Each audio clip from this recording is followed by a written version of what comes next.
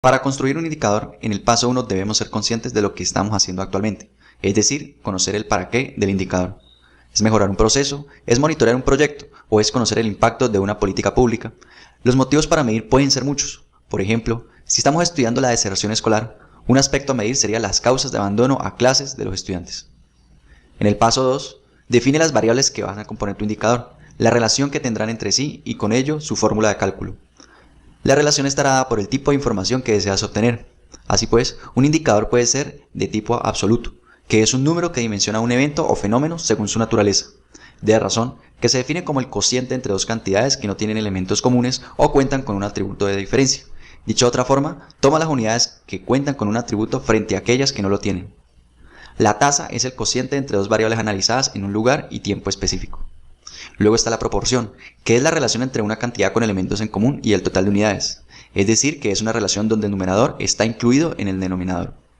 Por último, la variación, que fija dos elementos para establecer qué variación existe entre uno y otro. Para el paso 3 ya tendrás una serie de indicadores planteados.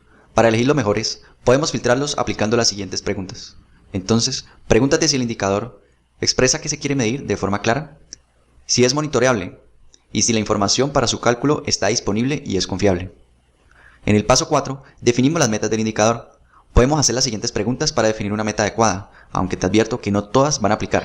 Esto dependerá de la empresa, proyecto, actividad y sector. Primero está el valor de actualidad o histórico. Miramos hacia atrás en el tiempo. Es común escuchar empresas que definen sus metas con base en los resultados del año anterior.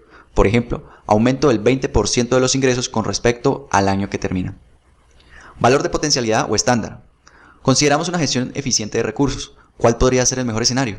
Aquí obtenemos otro valor orientado a una situación posible con los recursos disponibles utilizados de la mejor manera. Valor de competencia. Y es que no tiene sentido plantearse una meta si sabes que la competencia la supera por mucho. Pregúntate entonces, ¿cuánto obtiene el mejor y cuánto obtiene el promedio? El valor de usuario-cliente está pensado en lo que el cliente necesita. ¿Qué espera este cliente que tú logres? ¿Te vas a plantear una meta inferior a la exigida por un usuario? Y el valor teórico es el que está orientado a maquinaria y equipo. Es el que suele estar expresado por el fabricante. Ahora, imagina que en tu ejercicio encontraste que aplica el valor de actualidad y el valor de potencialidad. Por ejemplo, si el valor de actualidad es de 30% y el valor de potencialidad es de 50%, por consenso podría decidirse una meta del 40%. En el quinto paso, identificamos la fuente de información y la frecuencia de recolección. Esto es preguntarse, ¿de dónde proviene la información de los indicadores? ¿Cada cuánto se toma y cómo se va a recolectar? Luego en el paso 6 definimos responsabilidades asociadas al indicador. ¿Quién trabaja para que se genere esa información? ¿Quién recolecta la información? ¿Quién la analiza? ¿Y quién la presenta? Luego nos encontramos en el paso 7 identificando a quién está dirigida la información del indicador. Con base en el destinatario, puede ser posible que se modifique la frecuencia de cálculo del indicador o una presentación específica. Luego en el paso 8 trabajamos en la frecuencia de cálculo. Esto dependerá del destinatario y de lo que se esté midiendo. Por ejemplo, si son las ventas de una tienda, será pertinente hacer cálculos semanales o diarios. Si es un proyecto de gobierno como la disminución de la pobreza en cierta ciudad de cierto país, será más pertinente hacer cálculos semestrales. Y ojo, no confundamos frecuencia de cálculo con frecuencia de recolección de información, que fue la que vimos en el paso 5. Por ejemplo, para evidenciar el trabajo de un proveedor puede ser conveniente calcular el indicador semestralmente. No obstante, no vamos a recolectar la información del trabajo de ese proveedor cuando pasen 6 meses de su labor. En el paso 9 consolidamos lo obtenido en pasos anteriores para elaborar la ficha de indicadores. Es decir, que en este paso vamos a definir, primero que todo, el nombre del indicador, el cual debe ser concreto y preciso. Su fórmula, que es la expresión matemática con la que se hace el cálculo del indicador. La fuente de datos, que es de donde provienen sus datos. La unidad de medida, que es el resultado de la medición y este debe tener una unidad. Por ejemplo, kilogramos, porcentaje, días, metros cúbicos. El responsable de la recolección de los datos.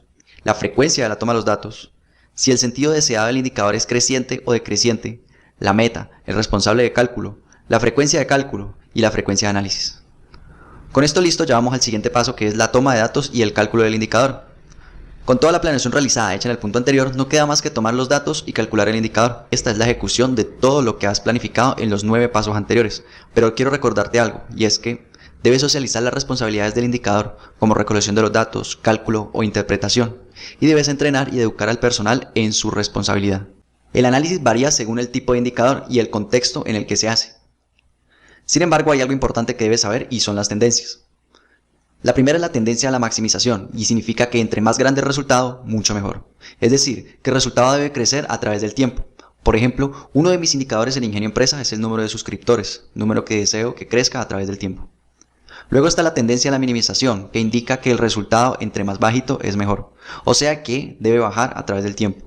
Por ejemplo, una empresa en busca de la mejora continua puede plantearse un indicador decreciente como son las quejas y reclamos, que deberán ser cada vez menos. Y por último están los límites de seguridad, cuya interpretación se basa en que el resultado esté dentro de unos rangos. Por ejemplo, la temperatura de una maquinaria que no debería pasar de 75 grados centígrados mientras esté funcionando. Por último, lo que hacemos es tomar decisiones con la información. Y es que analizado el indicador, solo queda tomar decisiones. Estas decisiones están encaminadas a corregir la desviación que existe entre lo planeado y el resultado de lo ejecutado. Para tomar tu decisión, es importante que te preguntes, ¿qué es lo que quieres hacer? ¿Por qué lo vas a hacer? ¿Quién o quiénes lo van a hacer? ¿Cómo lo van a hacer? ¿Cuándo? ¿Y dónde lo van a hacer? Como mínimo, estas preguntas te ayudarán a planear todas las acciones que te permitirán corregir el resultado del indicador en caso de que ese resultado se haya alejado de la meta planificada.